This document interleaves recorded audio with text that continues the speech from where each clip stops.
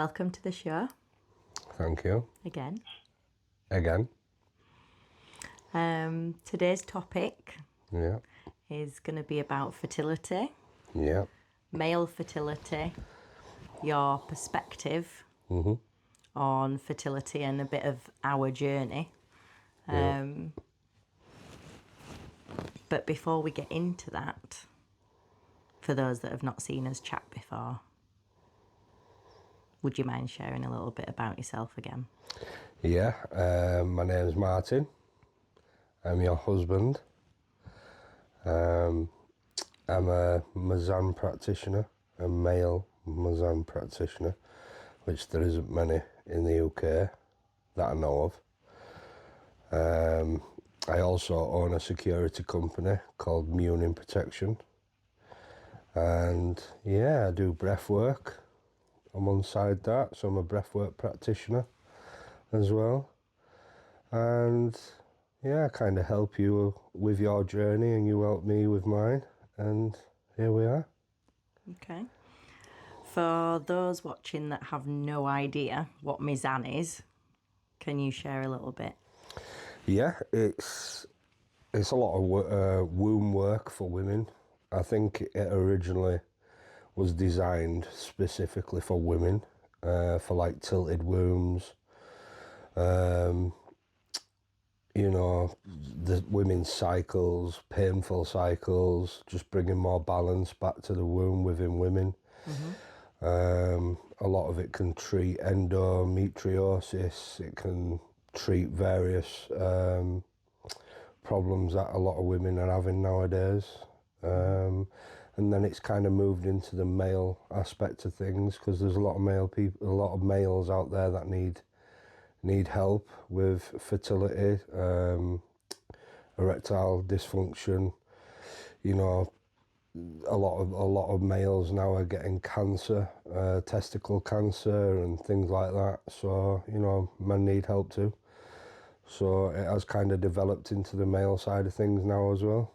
It involves massage of the abdomen, and there's a lot of botanicals, a lot of oils, massage oils and stuff like that, which are very beneficial. So yeah. So with the Mizan, what is it that intrigued you about it from what you learned from me doing Mizan? Yeah. That made you think, actually, I could see myself, you know, maybe helping others? I think from me, it was from my gym days and being in the gym environment the gym environment is toxic and healthy at the same time, which obviously I know that sounds silly, but it's very healthy as in like it's good for mental health. If you are training or if you're doing any sports really, just moving is very good for mental health. Being outside obviously is very good for mental health. It's healthy in an aspect that, you know, the more that you do it, the more motivated you get, the more energy you get from it. Your body changes, you know, your cardiovascular improves. There's very, very many healthy benefits for it, but it's also a toxic world as in imagery, you know. Image for men? Yeah, image for everyone for overall? anybody who's involved really as well. There's a darker side to the gym environment, I believe, and you know it's a lot of pressure sometimes for some people to look a certain way. I can agree with that because... Yeah, you can get body dysmorphia. A lot of people end up with body dysmorphia because of it. It's hard to get into the gym as well. Like we've, you know, had a baby and I've only just started getting back into the gym a year. She's a year now, but going back to the gym after having such a break can be really daunting. Yeah, it can. And if you're out of shape, if you are somebody who's out of shape, who's wanting to make that change, I believe, you know, the hardest thing for some people is that first step. And then they believe that everybody's looking at them or judging them. When reality is, I'll be honest with you, nobody's looking at you individually, but it makes you feel that way. But everybody there is there to improve themselves. That's the thing. That's the key thing you've got to remember. But the darker side to the gym is the pressure that people get from social media when doom scrolling through social media, and they're looking at, especially for women as well, and they're looking at these influencers or OnlyFans girls and all this lot who, post pictures, and they look at themselves and judge themselves because the condition these girls are in. Even though if we know that it's not real because it's being airbrushed, a lot of it's not editing real. Teams doing loads of things to the photographs to enhance them, improve them, change them, lighting, how they're standing. Like a lot of the girls in majority of the pictures when they're standing, if you have a look on how they're standing, they're tensing the glutes. They're usually stood with the heel off of the floor, and that usually tightens up the back of your leg. You don't stand like that naturally. No. Nobody stands like that naturally. So they use the posture, they use the lighting, they use the airbrush team, the marketing teams. Like these people genuinely do have a full team behind them that monitors every picture. Not like us amateurs right now, sat in us lounge. No. In our comfy positions. One day. With our brew. We've got to have a cup of tea. one day we'll be there, but you've also got to keep it. You've got to keep it real. You've got to keep it real. And laugh at our beginning podcast videos, but no, but you have to keep it real. No matter, it doesn't matter if you make it and it turns into a big show. And you get a marketing team. You will never see me having Botox. You'll never see me having. No. Each to their own, though. I'm absolutely for whatever anybody chooses to do to their body. I just personally would never put anything like that. Yeah, but look, into mine, and I wouldn't want. There's many people out there that are doing it, but they still feel the pressure from these photos. Yeah. Even if they have got filler and they have got all this, they're still feeling pressure from these photos, and the reason being, and this is not taking anything away from them type of people, like the influencers, the OnlyFans girls. A lot of them will go to the gym and they'll train. Yeah, train. But I can guarantee you that they don't look like that in real life. Yeah. They don't look like. It can be like that even in general with people you see on social media, just from the general filters that are on, your Instagram and your Facebook and your TikTok. Yeah. All these little filters that just slightly change the photos and the distortion of the colouring. Yeah. When you actually then meet somebody in person, you're often like, wow, they didn't look like that. I was a bit shocked. They looked so much different on that profile picture, and it's. Well, there's pictures. There's pictures that I've noticed over the years. Is like there's an Olympic runner on the American team, the women's team, and there were a famous picture, and it showed her legs. Now this is like a top of the range athlete, short distance running, like relay running and stuff like that. I can't remember her name, but there was a picture of her legs and it showed cellulite. Now all women are like, oh no, cellulite's the most. But we've all, I would say, most people have. Nearly every person does have it, but in these photos that you see, that'll be airbrushed out. So obviously, then whoever's following that page and sees that picture every day, if they don't have cellulite. Yeah, I think so. Well, they ain't got it, but I have. There's something wrong with me, or I know that's not the main cause, but that's just an example. Like, it's not real. It's not real, and this is where the dark side of the gym comes into, especially for me and the Mizan.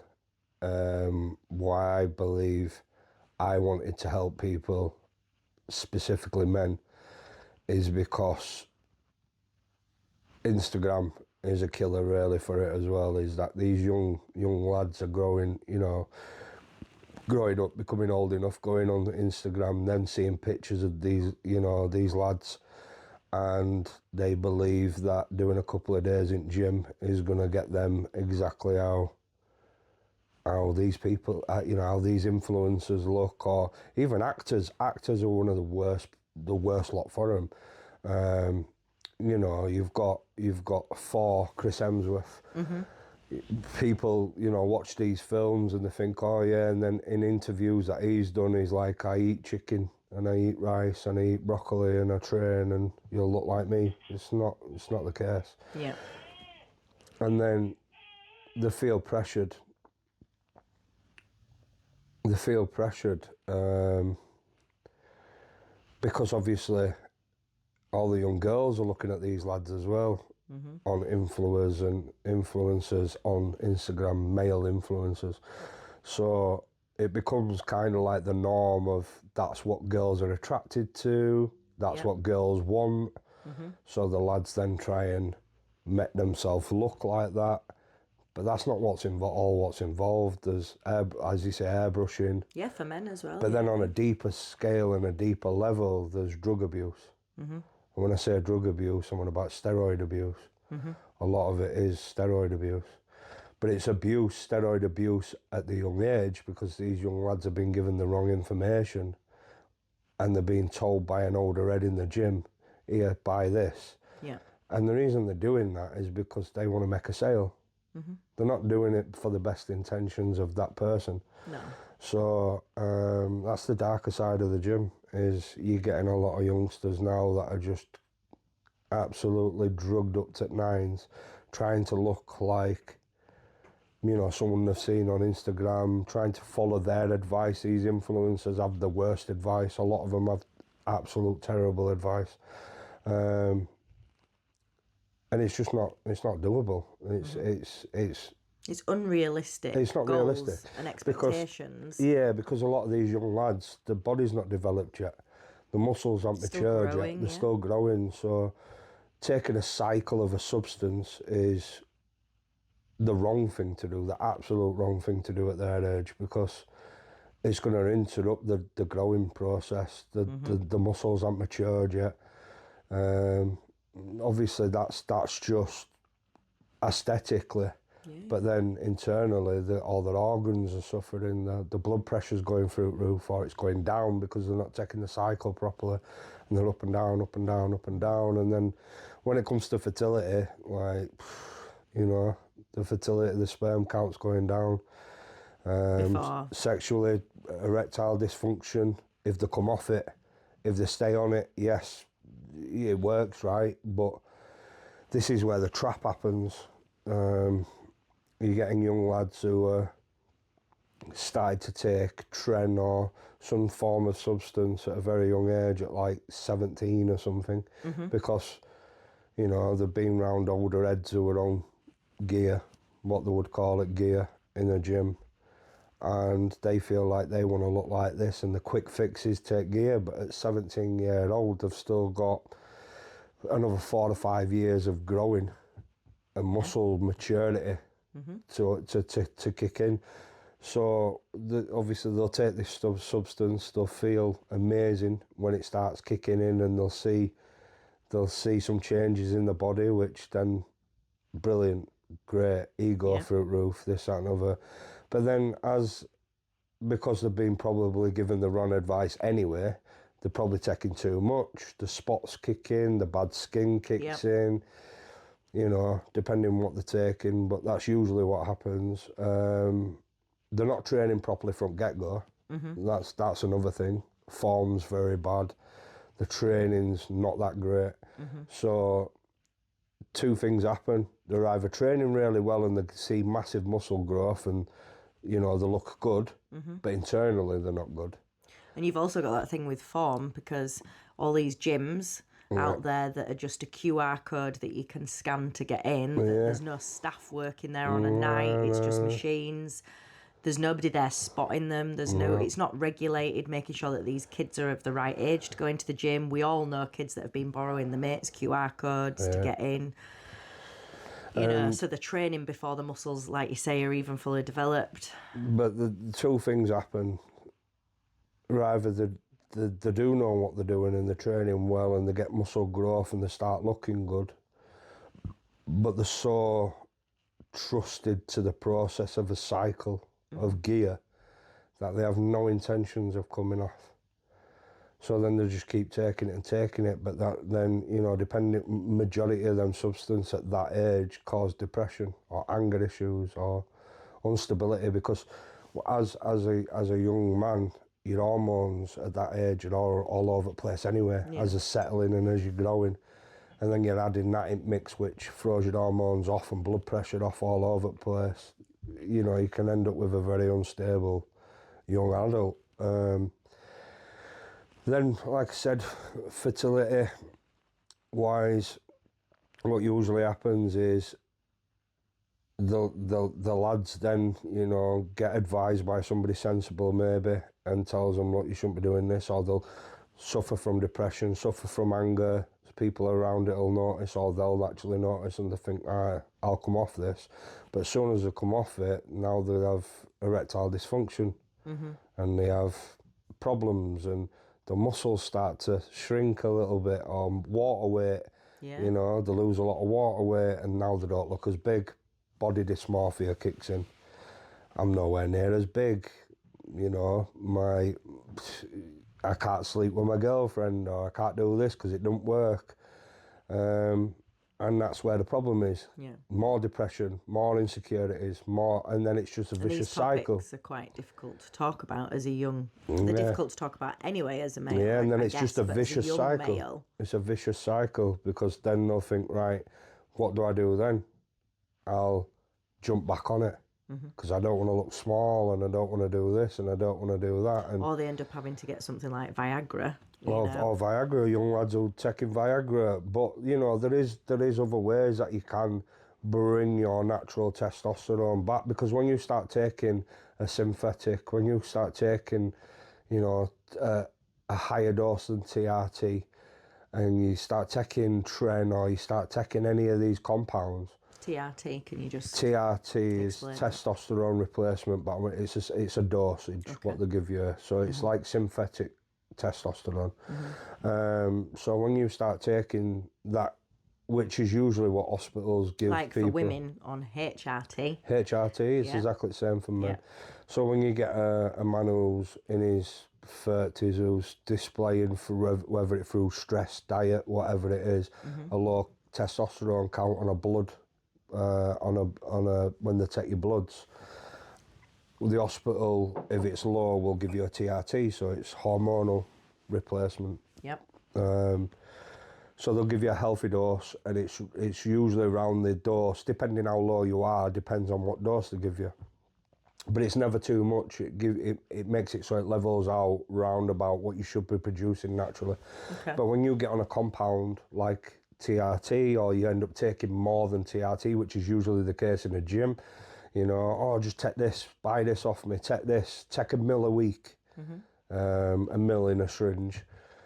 It could be a dose of 250, 400, 500, which is, you know, 10 times more than what your recommended dose is. You're injecting that.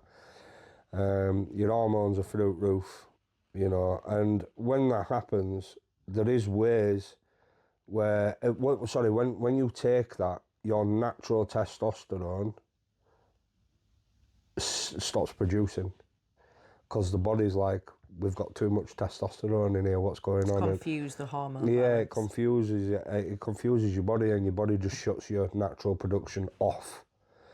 So when you come off it at any point, that's why you've got no testosterone, and that's why you have erectile dysfunction, and that's why you don't feel like a man, and that's why you have, you know, sleep problems, and your mental health drops, because testosterone, your hormones are imbalanced, and it takes a while for your body to kick that testosterone production back in.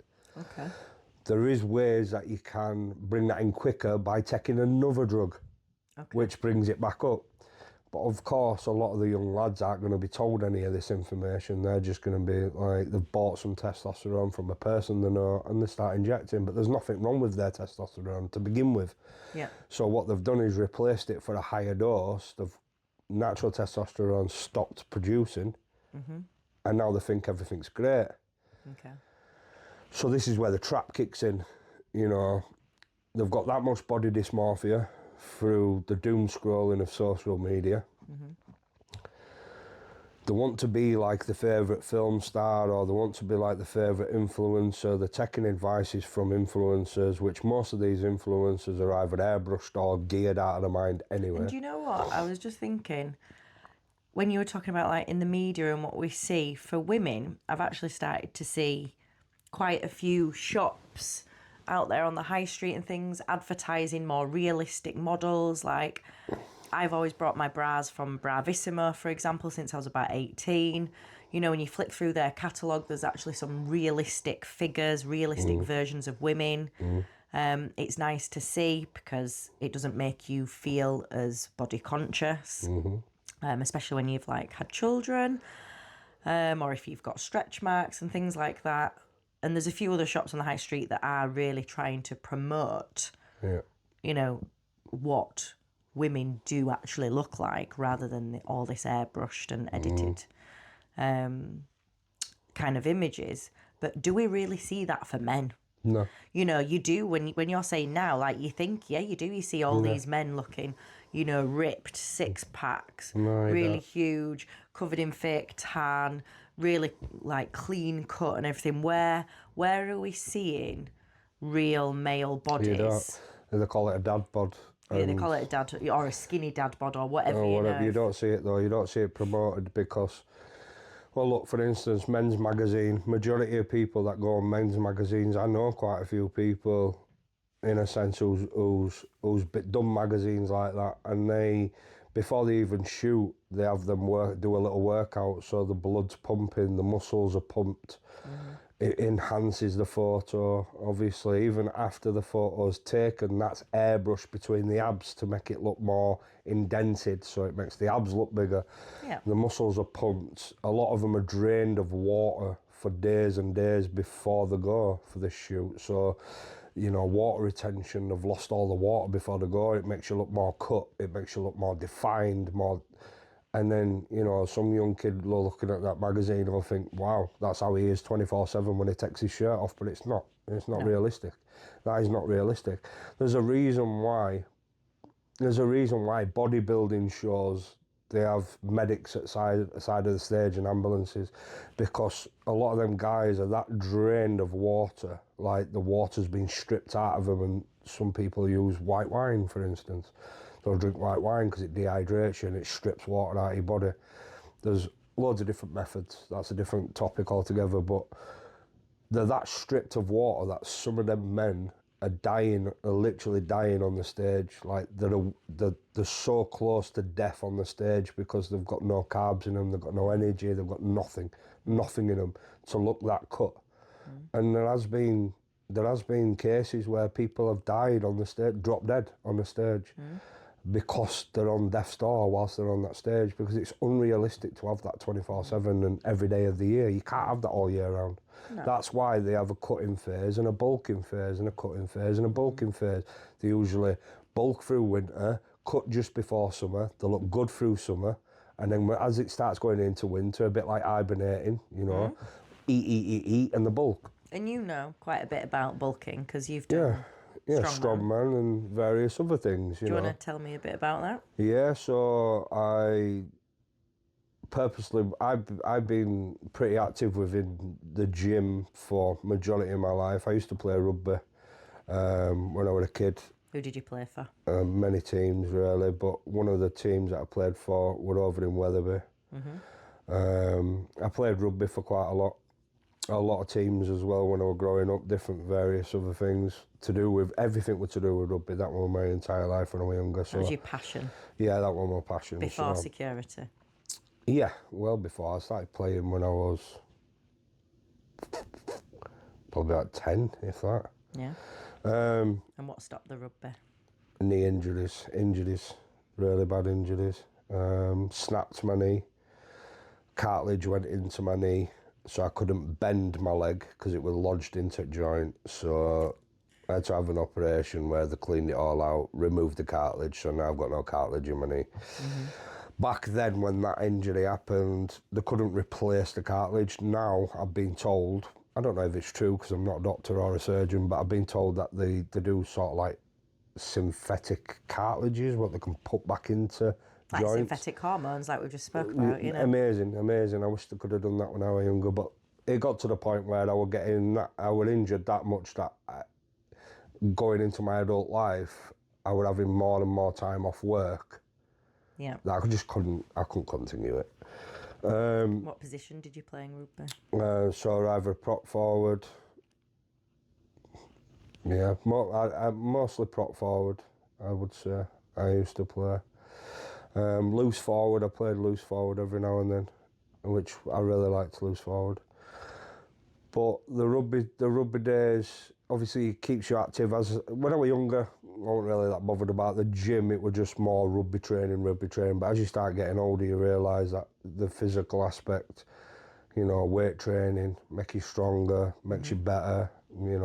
Cardio, running makes you better. Being healthier makes you better. So started training.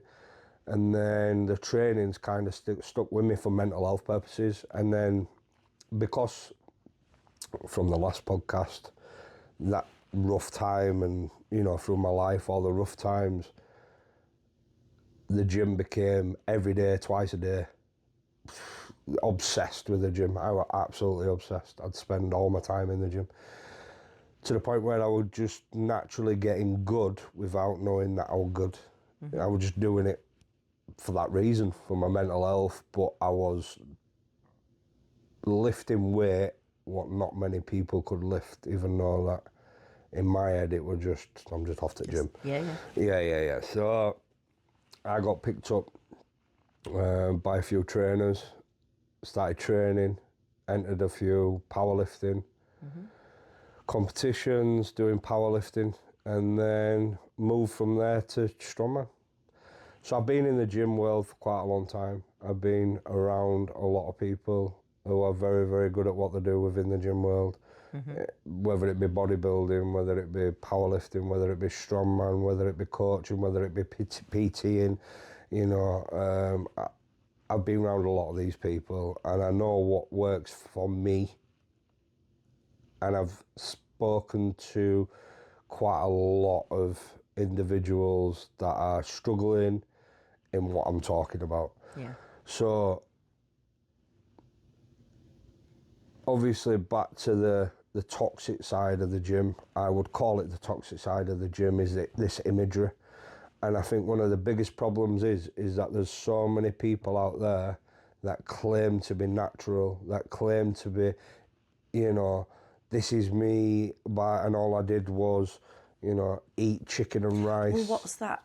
We watched that person. The Liver King. The Liver King. Liver You're reading King. my mind. Yeah. The Liver King. Well, Liver King, I knew full well he were on drugs from the moment but for quite a long time, he was saying he wasn't. And yeah, eat liver, eat testicles, and you'll look like me.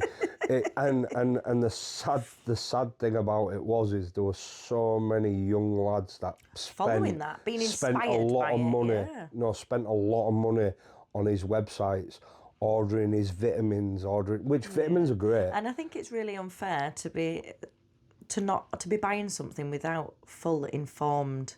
There was no issue with what he was doing in the sense. If he wanted to eat liver and he wanted to do that and he wanted to promote it, I think that's a brilliant thing, because absolutely. But just tell the truth. Somewhere underneath that, some of that is correct. If you go back hundreds and hundreds of years, human beings were doing that. Tripe. They used to eat lots of crazy things that we might think are crazy. But the thing is, that stuff will be healthier than half of the stuff what's in the food now. I see it all the time, like bone marrow broths coming up on Instagram and all sorts. And we know that these bone marrows, these broths, these stews, all these things, these remedies or old school meals, we might call them, are good for us. Everything kind of goes a bit full cycle, doesn't it? It's a bit like clothes. I remember when I was a kid, my mum was like, those flares will come back round, keep them. And they do. 10, 15 years later, they come back in fashion. Yeah. So what he were doing,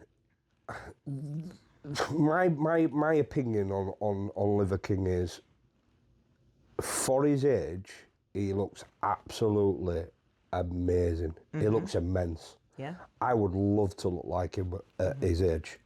Like, the guy looked amazing. Nobody can deny that. No gym athlete person can deny that. He looks good for his age. He looked immense. And there's so many people out there that probably hated on him, but secretly thought, I wish I could look like that. Okay. Now, the only problem, what it was is, his entire company and imagery were built on the fact that he was natural. He got to that by eating the liver. Yeah. And just being natural. And then what that did was, what that actually caused was a lot of people spent a lot of money, millions, not individually, but across all the people that were buying from him, he earned absolutely millions selling this imagery, selling this That if you just go ancestral, whatever it was, what he was selling, it was called something like ancestral steps or something, but didn't tell the truth. And when he got called out on it, he denied it and said, no, I eat like this and train like this and sleep like this and this, that and other. I'm grounded and I don't sleep in beds, I sleep on floor. Grounding mats, you know. Yeah, grounding mats, which is brilliant. I think that's great. But on its own, it's the fact that he lied about it. Yeah. He lied to young lads. Yeah, now the damaging point of that is you think, it's only a white lie, whatever, he's earning money, but the damaging side to that is, let's say a young male thought, right, okay, I want to look like Liver King. I want to be like Liver King. It looks amazing, which he does. Yeah. I'm going to start eating liver. I'm going to start eating arts. I'm going to start doing this. I'm going to, throw my bed away and sleep on an hard floor. I'm going to do all this. And then within 5 years' time of nailing down and doing everything Liver King's doing, and he don't look like Liver King. Do you know how damaging that would be? Mm. When he's still sat there going, well, what's wrong with me? Why do I not look like him? Mm-hmm. Now, I've taken all the steps to follow what he's recommended. Now, some might think, listening to me say this, well, the guy's an idiot. It's pretty obvious he was doing this. That's not always obvious to some people. Young people can be very impressionable. Yeah, that's not always obvious. It's not always obvious to a lot of people because it shows that it wasn't, because how rich that guy got and how fast he got to the level he got to. Yeah, is because there were people out there that didn't look further into it and genuinely believe what he said. Yeah, because sometimes people are just not willing to do their own research, are they? It's a case of they, really like somebody, they follow them, they literally gospelly follow everything they say and don't do their research. And as it turned out, he was spending over £10,000 a month on steroids. Wow. To look how he was, like £10,000 a month. Wow, that's like what we spend on food feeding our tribe. Yeah. Well, that's more than what a professional athlete would take in bodybuilding. Yeah. It's ridiculous how much he would on. A growth hormone he was taking at a large quantity, which is very expensive stuff. So that's sad, but it's not just him. Now, here's another toxic thing about this is in how the world works. When he got outed, Joe Rogan was the one who actually turned around. We love Joe Rogan, don't we? We do watch his. Joe Rogan. You watch him all day, every day. Joe Rogan was the one who really called him out and said there's no way that he's natural, and then it stemmed from there. People started looking into it, and they found Liver King's old PT email that I sent to the email. That was it, yeah. And there were an order. Shared? Yeah, I remember watching it now. But my point is like his life then was destroyed. Rightly so, in the sense his business was destroyed, but his life shouldn't have been destroyed. Yeah. And it was destroyed. His life was completely destroyed. And he's gone a little bit crazy now, but that's a different topic. But the amount of backlash that guy got was ridiculous. Now. That would me. Well, no. Good question. Why don't loads of other people get backlash like that? Well, this is our country right now. No. But this is my problem. Like Chris Hemsworth don't get backlash. Yeah. Dwayne Johnson don't get backlash. Yeah, true. There's all these people, all of them, all these actors that have 6 weeks to get prepared for the film, and they put on like 30 pounds of muscle. Which film am I thinking of? It's not realistic. The older actor that we... Dwayne Johnson. Not Dwayne The Rock. Johnson. No. He's in Avengers. Who is it? I'm sure it's Avengers. Chris Hemsworth. Thor. No, it's not Thor. It's... Hugh Jackman. Yeah. Yeah, Hugh Jackman, Wolverine. Film. What's Wolverine? Look, there's a lot of people out there. Fantastic in that last film. There's a lot of people out there that says that he is natural, but I do believe he is taking some sort of compound. Yeah. I don't think he's on all the gear that Hemsworth is probably on, but I do think he is taking some sort of compound. And there's a lot of people out there that probably know a lot more about it than me, and I might be wrong. But if he's not taking all, he has incredible genetics. like unbelievable genetics to look like that at that age. But again, And film. I do think genetics come into it. No, but again, film.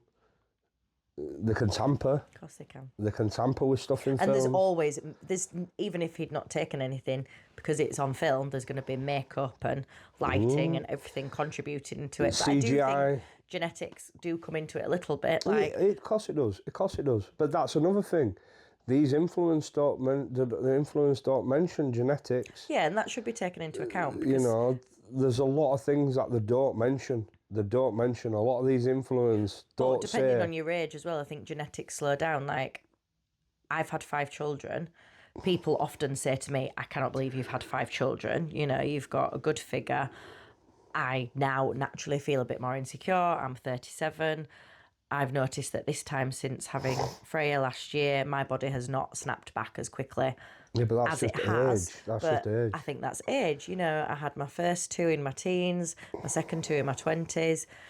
And even though my body has remembered, muscle memory, how much training, how intense I trained prior to us conceiving Freyja, it hasn't gone back as fast. But I know that I've naturally, me and my siblings have naturally got pretty good genetics.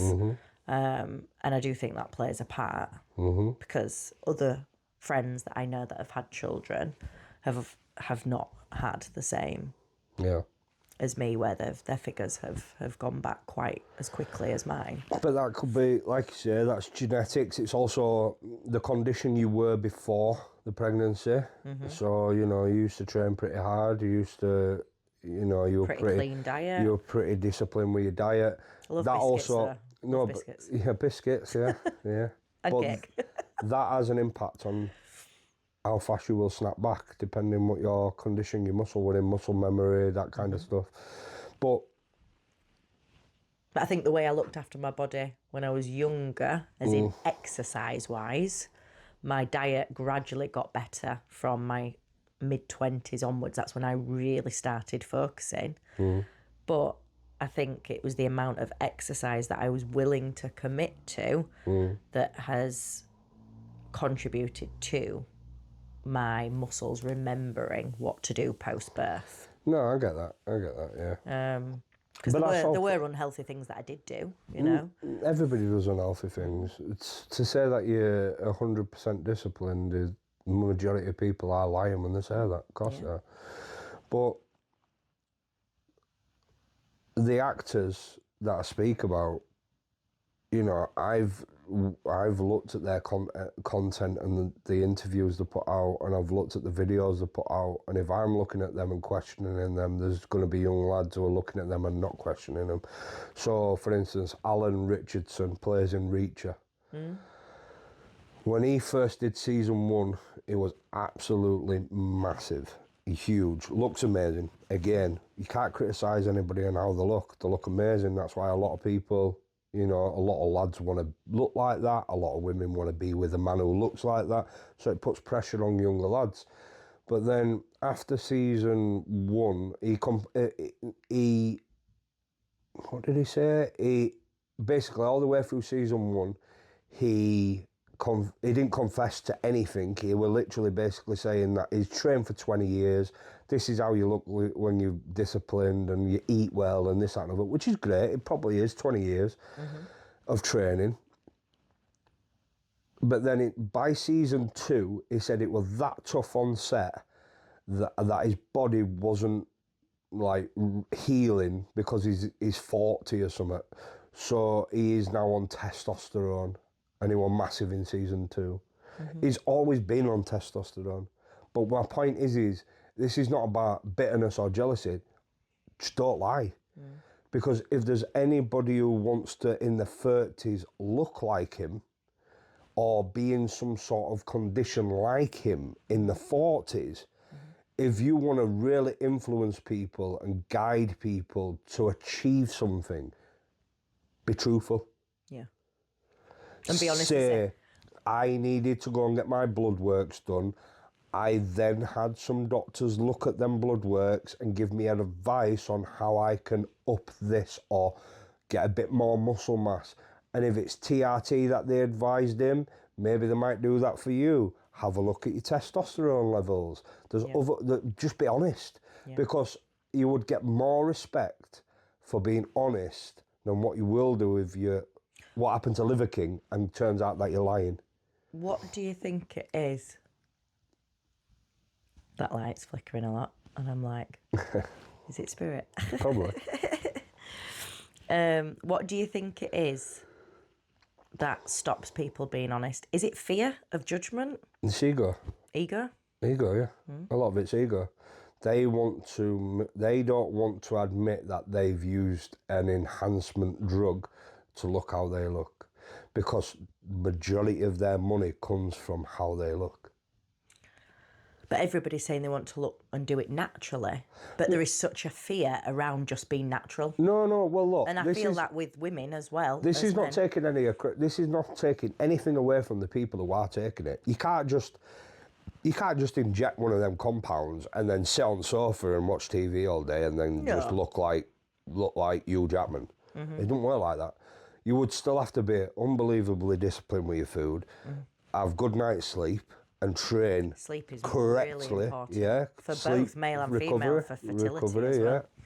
But you would have to train and know what you're doing training. Train, recover, and just repeat it as whilst you're taking the compound.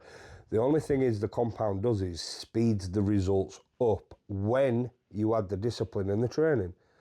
But if you were to take it and just sit there, what would happen? You'd just fill up with water retention. Nothing would happen. But it would damage your internal organs, which is what it slowly does anyway. Are steroids a big thing in the strongman world? Yeah, massively. There's no way. Genetics is a massive thing in the strongman world. I mean, majority of your best strong men, look at the size of them. They're 6'9", 6'8". Make you look small. You're like nearly 6'3". Yeah, but I am small. I'm tiny compared to them. My favourite guy of all time is Brian Shaw. Without doubt. I love his temperament. I like his personality. He's a funny guy. But he is just naturally strong. He's just big. He is just superhuman big. And his bone structure, I think he's been tested. He falls into like the 1% category on Earth for his bone density, which is essentially like his bones are thicker than anybody else's. Wow. Like, naturally.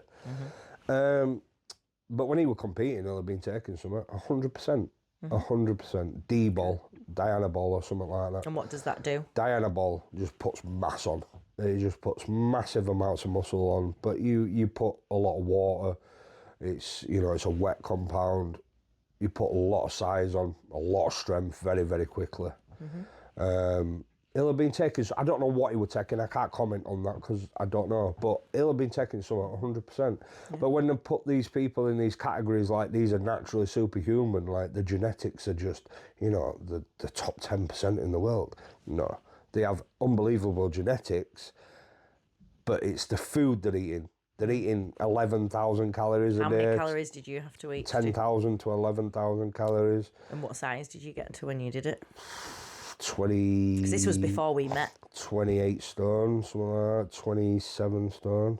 See, I can't even imagine you at 27 stone. Like, that's ridiculous. Yeah, it's heavy. But that's nothing.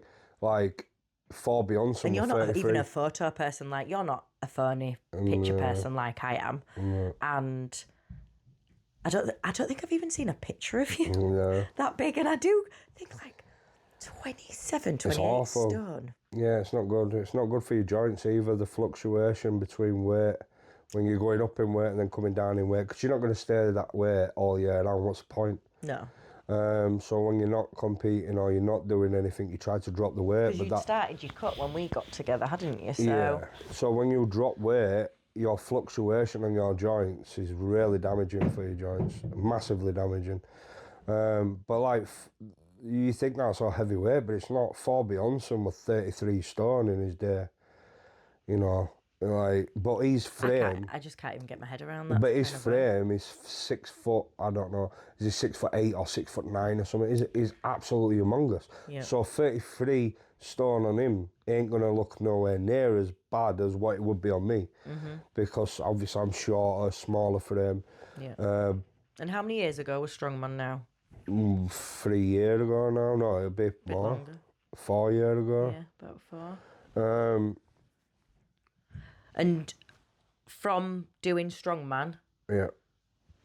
do you think that's what potentially led To all my health to problems. the health problems 100%.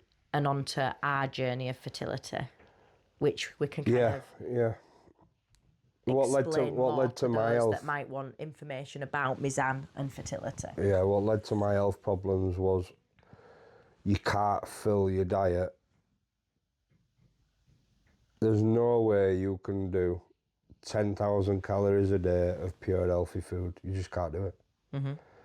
Because how many chickens and steak can you eat throughout a day to get that much? How many eggs could you eat? Do you know what I mean? You just can't do it. Well, we go through about 60 eggs a week. Yeah, but that's a whole family. We've got a family of, But you know. I'm saying, like, if you try to do 10,000 calories a day of pure healthy food, I don't know how you'd be able to do that. Maybe somebody out there could do that. Like, talk me through one day's worth when you were doing Strongman of what you were eating. So, on a morning, I'd wake up, I'd have a full bowl of oats. And it turns out I'm actually allergic to oats, which is weird. I know, it's so funny. Yeah. No wonder your eczema was bad. Afterwards, yeah, my skin were really bad. I Honestly, with eczema, it's literally everything to do with your diet. Everything starts with your gut. Whey protein. Everything starts I'm with, allergic everything to it. starts with the gut.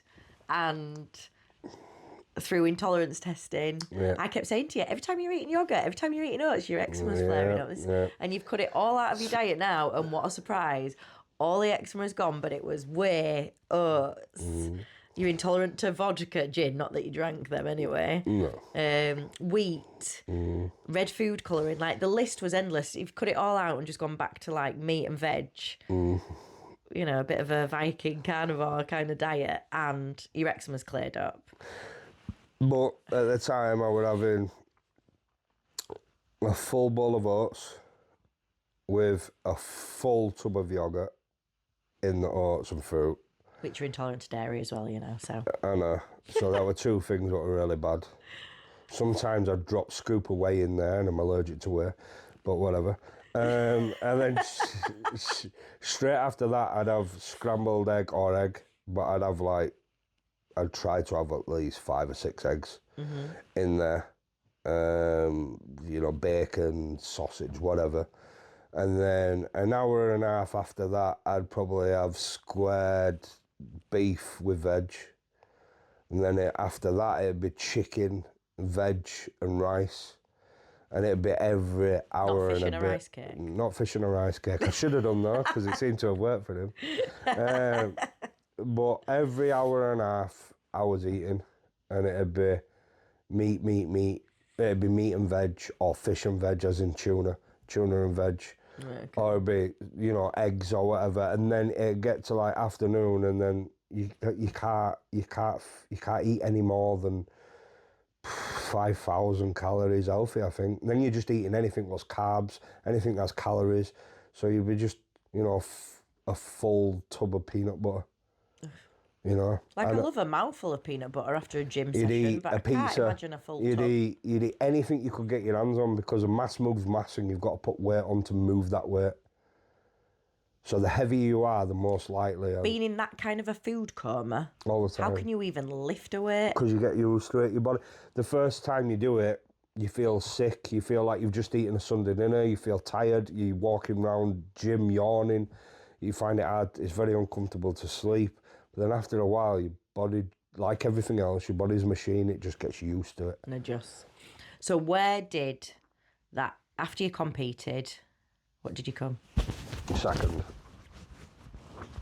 Is that still a sore subject? No, not anymore. No, my ego's dropped with a lot of that stuff now. Okay. When I was younger, you know, but my ego's dropped with all that stuff. It means nothing, because I feel like what it did to me health-wise, my joints, my body, my kidneys, everything that it's done to me, it wasn't worth it. It wasn't worth it. No so matter if I what said I to did. you could do it again tomorrow, would you do it? No. You wouldn't? No, I'd do something else. I won't do bodybuilding because I think bodybuilding's too much pressure. You're damaging the body in such a way, but you're doing it at the opposite end of the scale. Okay.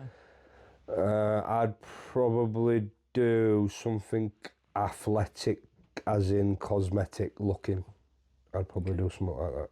Like natural bodybuilding. Okay. Or, then again, I don't like the idea of being on a stage with fake tan and some Speedos. I think it's very weird. But this is out of your comfort zone, doing podcasts. I know. You hate being on camera? I couldn't do that. Being on a stage with fake tan and Speedos, it's just very strange. It's just very strange. Isn't it? It's just like... Yeah, I'm not going to lie. Yeah, but it'd be very Can't weird. imagine you in Speedos. So, I just think... I'd have done something else. I don't think I'd have done that. Okay. Pardwire is somebody who I looked up to quite a lot, and he died not that long ago, for 40 years old. I believe it were an heart attack. I could be wrong, but was it worth it to him? No. But is his family sat there going, yeah, it was worth what he did? Probably not. And I think with the damage that we know doing strongman did to your body, my joints, my metabolism, everything, my body composition, the structure of it is completely whacked. It's all over the place. And you're still working on it now. Yeah, I'm still struggling now. I'm still massively struggling with my body now. And I think that's where my journey of Mizan that I'd already started, and for those watching that don't know what Mizan is Arabic and means balance. And it's about bringing homeostasis into the body through abdominal therapy and abdominal massage. It's quite a lymphatic massage. I've obviously posted on the TikTok and the Instagram us massaging each other in Scotland to demonstrate what it looks like. But I'm sure you can pop this over the podcast or, pop those videos on the YouTube for people to see. But I think for you, after I did the training in North Yorkshire, and we'd kind of decided, I think we'd come to the decision that we wanted to have a child together. Yeah. We'd had a miscarriage before, hadn't we? That was unexpected. That was a pregnancy we weren't necessarily planning. And it was quite a bit of a shock, but an excitement to find out we were pregnant. It was the October time. So it was October 2023. We'd not been together long, had we? No. And following that miscarriage that, we lost that pregnancy quite quickly. I think that upset us both quite deeply. And I think that's when we realised, actually, if we do want a child together with our ages, that we kind of needed to get on and, do it quickly, literally. Yeah. But after the correct amount of grieving and processing time from miscarriage, I think miscarriage needs talking about and normalising so much more, because so many women have miscarriages and are just expected to be back into society, back into work. I returned to work. I started having the miscarriage, I think it was Friday morning. We'd literally just found out the day or two before. I'd literally just told my boss at work, so I worked in quite a dangerous environment in the pupil referral unit. And I remember it was Infant Loss Awareness Week, and it was all over social media, people lighting candles for miscarriage awareness and things like that. And I was literally having a miscarriage, and hardly anybody knew. It was literally just us. And I took one day off work, the Friday, had the Saturday, Sunday. I was back in work Monday, which again, when I look back, is just insane. I was still, having some of the loss at that point, and was back in work just trying to act like normal, which I just think is also pretty ridiculous, to be honest. It's a loss of a life, no matter how little it is. I call them womb stars, the babies that don't come earthside. It doesn't matter whether you're, 3 weeks, 4 weeks, 5 weeks, 6 weeks pregnant, or 20 odd weeks. It's a loss. Yeah. And there's often this urge to quickly conceive again, which I think is understandable because we instinctively want to replace often what we've lost because that gap's there. But that gap could be seen, as soul loss. It could be seen as soul part loss. I'm talking about there on like a shamanic aspect. And I think if we bypass the grieving stage and rush into it again, we often miss crucial parts of that healing process. Yeah, but then you've got to understand, like, when it comes to that, why did you miscarriage in the first place? Then you've got to kind of look at... Well, we found out I was low in vitamin D. Yeah. That was one. Yeah, there's Under a lot of stress. There's reasons why you've miscarriaged. And it's not always... So it's not like, always down to the woman. No. So basically I wanted to get into Mizan, and I'll be honest, I'll be brutally honest. For me, it's not the massage that really I'm that fussed about.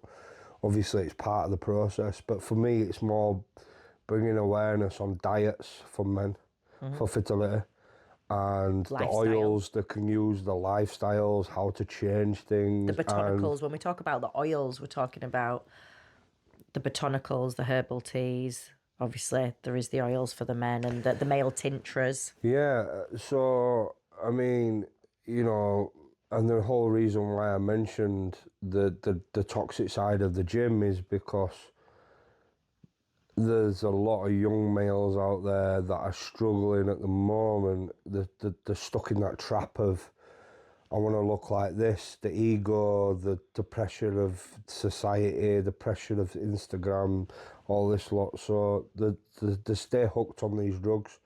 Now, that's going to end up because they're not even being advised correctly on the drug. Yep. It's like, okay, then fair enough, you've made your mind up, whatever. You want to take a compound, you want to take a cycle of steroids, fine, whatever. But at least take the correct amount, don't abuse it, And have things checked if you're going to do it. Yeah, have your blood work done pressure, regularly. Take the cycle properly. How many times are you taking it a week for your blood sugar, for your blood levels as well? Yeah. Are you doing it correctly? Are you doing it safely? Are you doing it properly? And obviously we would say recommend not taking anything. We're not sat here trying to promote taking steroids, but it's a case you can't tell people how to do how to live the the life. life. People have still got free will and are going to choose. It's almost like this. I'm approaching it in the sense of, do you remember, like, you'll go to a festival, they don't do it so much now, but you used to go to a festival a couple of year back, and there'd be a drug tent which would actually test your drugs to tell you what's in the drugs, to make sure that if it were a safe drug or not. Is there a safe drug? No. Well, here's the thing. It's like they know that people are going to take them regardless. Yeah. So what's the best way to try and make it a safer environment? Well, test if your drugs are clean or not. And it's about doing it safely. It's so like I can't tell a young person not to take steroids because the young people usually, if someone tells them not to do something, they're going to go and do it anyway. Yeah. So, but what I can do is advise people what to do. And that's not me because I know everything about steroids, because I don't. But I do know enough, being in that world, that gym world, enough to say, go and see a doctor. Yeah. Go and see this. They'll advise you the same thing to stay off it. But reality is they might give you some really good advice. They can. And if I can get them so they can come off it, I can reintroduce their testosterone levels and how to put, diet to make the testosterone a little bit better naturally without using drugs. I can try and get them out of that trap what they're in. And that's the whole reason why I got into Mizan. And because we can share ways in which men and women can work together to bring their fertility back into homeostasis, not just on a physical level, but emotional and mental as well. Because I think all those aspects roll into one to create a healthy pregnancy, hopefully. if that's what they're wanting. Yeah, but a lot of people put fertility down to women. A lot of men will go, oh, well, it's, you know, whatever the case may be. Obviously, I'm not going to start putting words in people's mouths, but a lot of it is pointed to the woman in the situation as to why they can't conceive. You know, is it ovaries? Is everything healthy? Are the eggs healthy? Are this healthy? Are that healthy? But a lot of it is, it's actually the men. And it's the sperm. The smoking, the alcohol, the unhealthy lifestyle, the sperm health is not great. Yeah. The length of the sperm, the thickness of the sperm is not great. Genetically, what you eat as you conceive. It's the morphology of the sperm as well, and often the majority of miscarriages are but it's because of sperm health. Even if you don't miscarriage, what the man eats and his lifestyle of conceivement can actually determine what that child has when it's born. Yeah. And it contributes to the placenta. It can cause the autism side of it. It can cause a child with autism. It can cause asthma, skin conditions. All these problems actually come from the lifestyle of the father when they conceive. So it's about prepping the soil. You've got to do it yourself. Make sure that you're in the right condition to make sure that your sperm is healthy enough. So when you are, but you do it as a team. You don't just a man doing it. The woman needs to do it as well. And this is why it's so important to share the benefits of Mizan and what can happen when a couple come together to support each other on the journey of bringing both of their health into homeostasis. Like you say, to prep the soil, you prep the land before you sow your seeds to grow your fruit and veg. It is exactly the same when you're prepping. Yeah.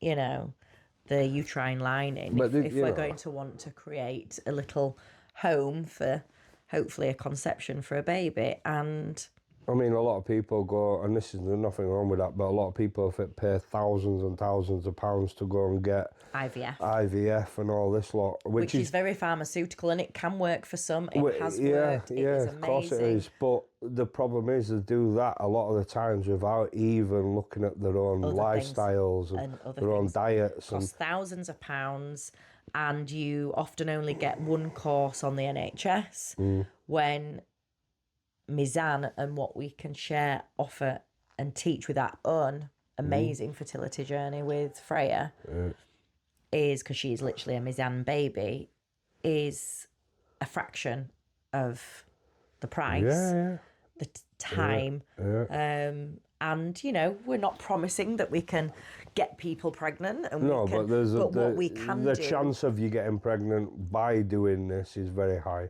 Yeah. So it's not... why would you also, you've got to look at it, why would you not want to change and why would you not want to your lifestyle and be healthier anyway? Because it's not just for the child so you can conceive, it's for you as well. It's like moving forward in your life, that should be a lifestyle change. Yeah.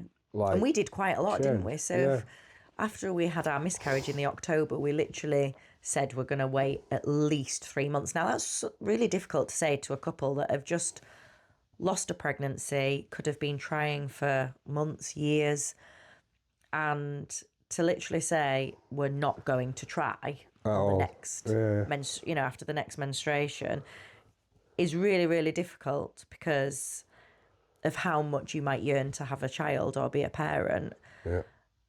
But a sperm cycle goes on 12 weeks, doesn't it? And a lot of people don't know that. So for whatever, like you said, that male has put into his body for that 12 weeks is going to really, really impact the sperm health. Yeah, it does, yeah. And the sperm health determines whether not just a miscarriage, but if you do conceive, determines how healthy your child is going to be when it's born. And then the conditions that it has and how much genetics has been transferred over, as in healthy genetics, is transferred over to that child. Yeah. So we decided that, you know, we weren't going to start trying straight away. We were going to get, you know, Christmas over and done with and into the new year. And we knew that I was going on the Mizan Practitioner training in the June of 2024, wasn't it? Yeah. Well, it was end of May, beginning of June. And as we hit the new year of 24, I did my creative manifestation and meditation course, didn't we? You'll have to put this over the top of the podcast so people can see. And I made a goal board because I've done that for years. And I literally put a pink pregnancy test. We discussed that, we even discussed what sex of child we would prefer to have. We actually said we'd like a girl, I already had 3 boys and 1 daughter. And I was like, I've not had a daughter for a long time. It'd be lovely to have another girl. You already had, 1 daughter and 1 son. Yeah. So we discussed that, if we had a preference, we'd prefer a girl. I put a pink ribbon on the goal board and we said we wanted to conceive in 2024. So that was the January I made that with my students on my course. And then we started working with the lunar cycle, didn't we? And I started naturally tracking, got rid of the app and deleted it because they sell your information all the time. And it also kind of tells you how you should feel at different times of the month. Yeah. In regards to your menstrual cycle, which, it just doesn't sit right with me being told by an app how you should feel about your own hormones in your own body. We did some new moon spell jars, didn't we? Yeah. We literally sat together and kind of manifested and thought about the kind of pregnancy we wanted, the health of the pregnancy, the kind of child we'd like, even the names of a child, what we'd call her, and did that. So it was about working together on an intimacy level, not just a physical level of the actual deed of having intercourse. Yeah.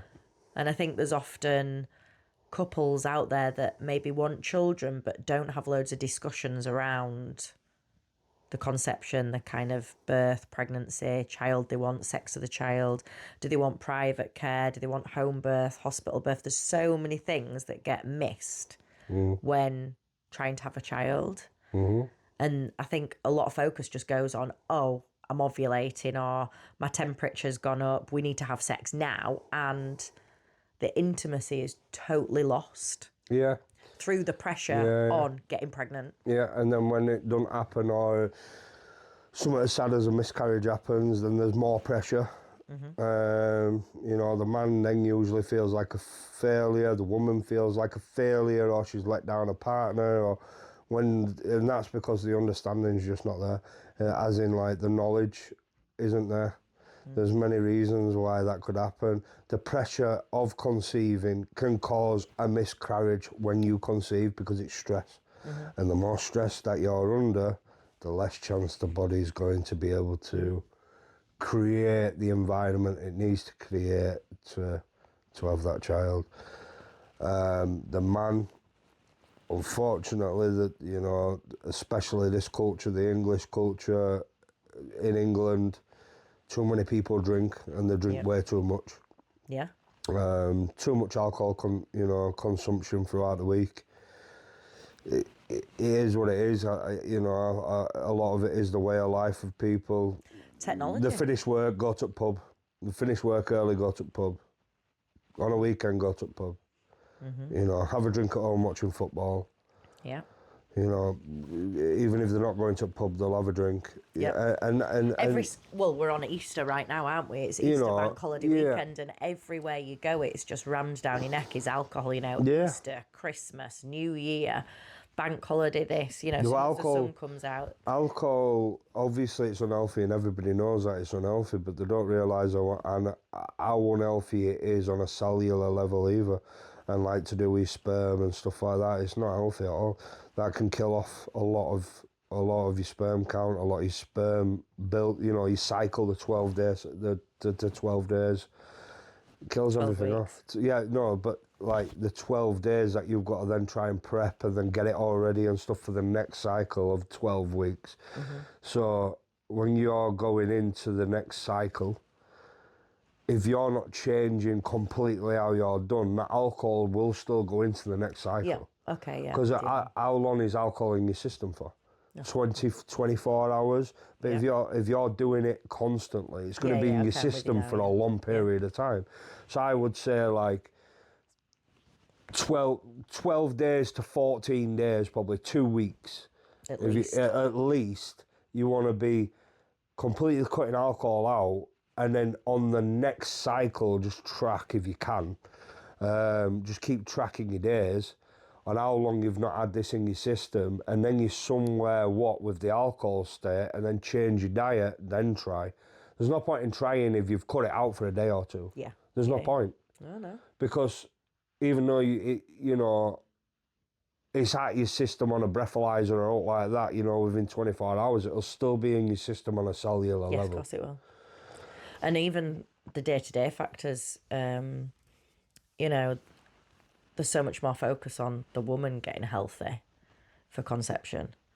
But for a male, even like laptops on your lap, the radiation, all the Wi-Fi going through, heat. Then you've got heated car seats. Yeah. They massively impact the testes because the testes are on the outside of the body, aren't they? For a reason, yeah. Yeah.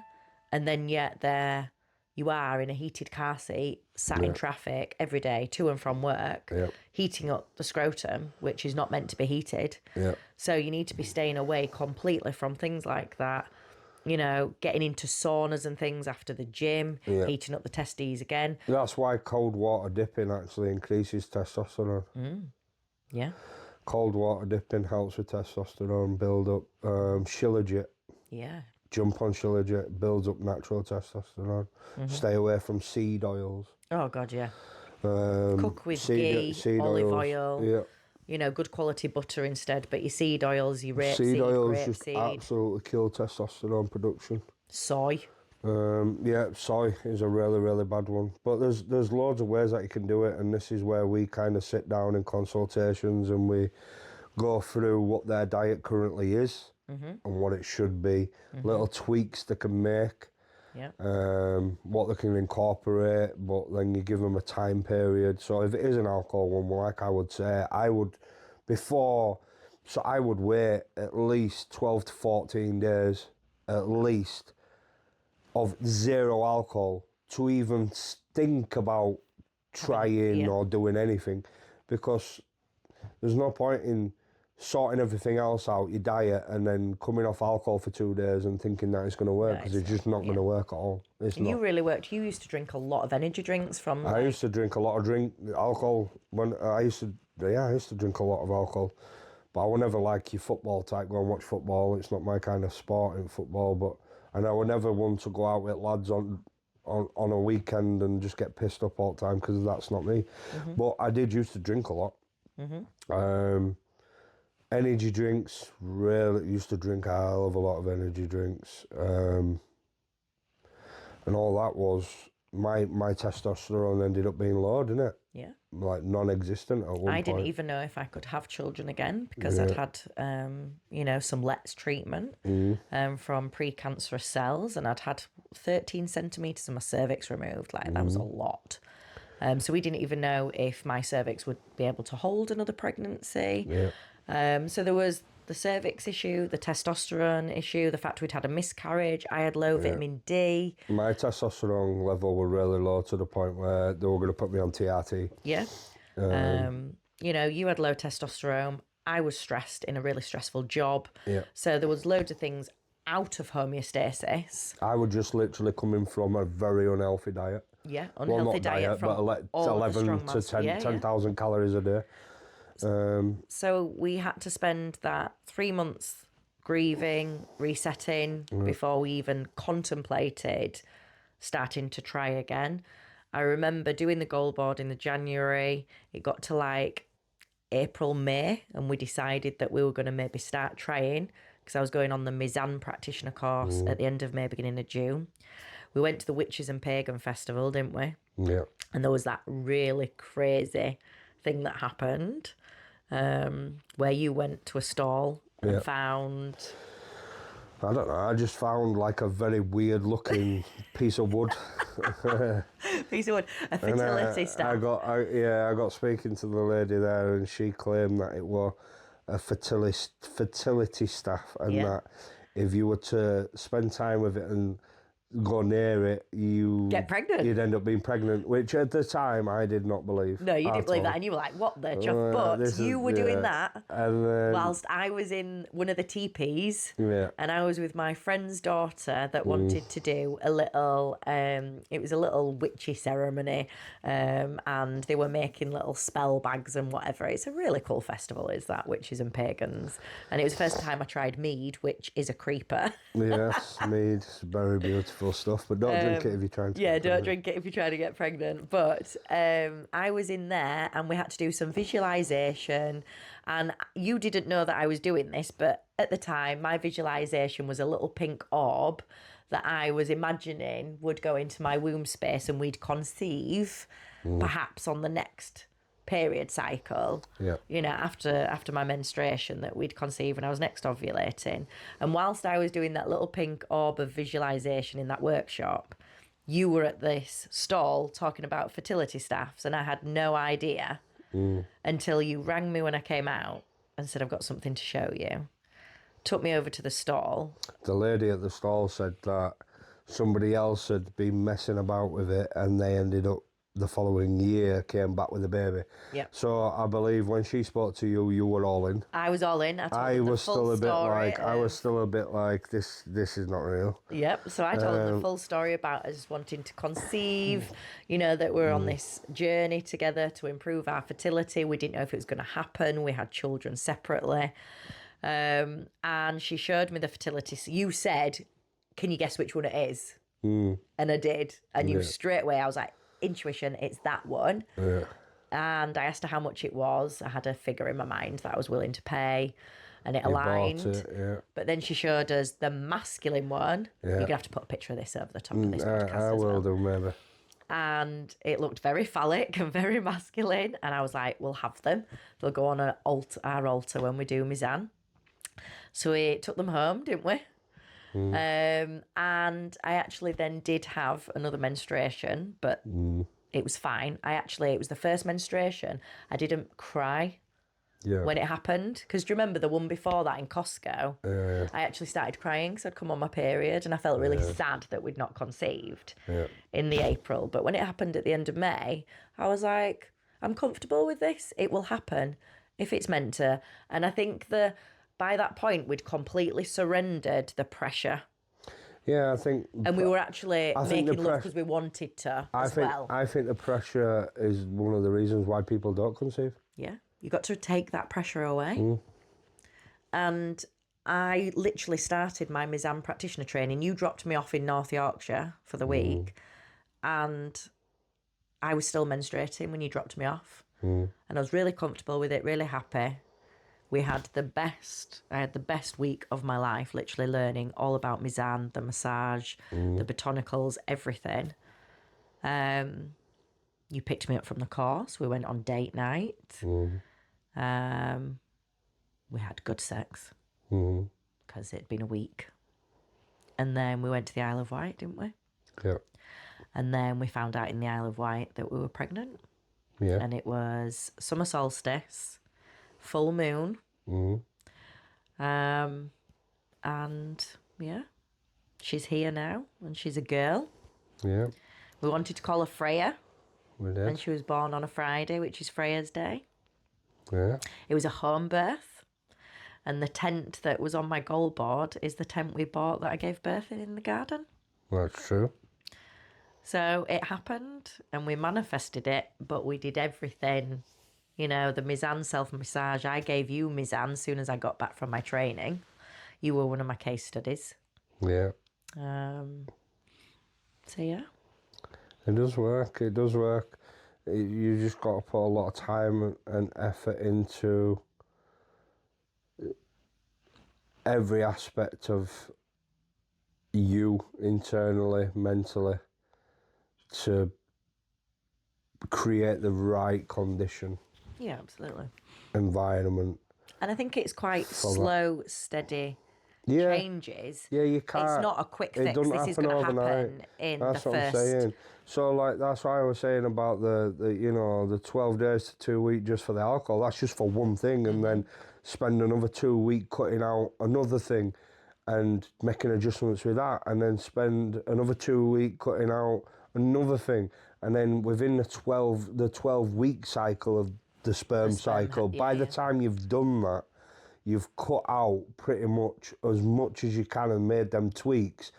The following cycle will be healthy, but just wait till the cycle after. Do you know, just wait, just keep waiting. It's having patience. It's a patient game, but it's a patient game, but it's also really connecting back to each other and communicating about what you both want with this journey. And making sure you're on the same alignment with each other, because if you're not, the energy isn't going to be there to create what you're both wishing for. And I would say when we're working with couples, it's really important that they're willing to commit to at least 3 months of Mizan and working with us to give it time for us to see what your cycles are like, to work with the sperm health and to work with the stress. You have to also find a pattern, a time in your life where you aren't stressed. Because if you know that you've got a lot of stress in your life at the moment, and it's stress that you can't control, or it's stress that you can't avoid, there's no point in trying in that time. There's no point. No. Because you're just going to be... And energetically bringing a soul into a womb space of you're going to be stress. adding more pressure to that stress, which then is more stress, and it's definitely not going to work then. And having babies. So it can. But, and it shifts your relationship as well when you naturally have a child. I mean, we're podcasting at home, you know, on our sofa because she's asleep now, you know, and we've got a family, so we can go to the podcasting space through the day, but childcare is difficult. So, you know, we're roughing it at home. Them 3 months that you can spend doing that Mizan, it's not just looking at the diet, it's not just giving you a treatment, it's kind of looking at your life. This is where people have to be very open, looking at your life and looking at what is, if you have got any stress, what's causing you stress in that moment, getting you to actually look at that situation and see if you can change that. If there's something that's causing you stress that you have got control of, get rid of it. You know, how committed are you to, as a couple, to have a child? Because if you are very committed, get rid of that stress. And have you worked through grief and loss and everything that you've been through already on your fertility journey? And if not, working with us alongside us, be it through guided meditations, breath work is really good at shifting stagnant emotion and things that are stuck. Yeah, definitely. But we can talk about that on another podcast, can't we? I think so, Yeah. Well, thank you for covering all of that with me. I think we were pretty good waffle wankers then. How long did we do? Don't know. Probably an hour and a half. Yeah, probably. So thank you. You're welcome. And thank you for tuning in. And until next time, always be kind and have courage.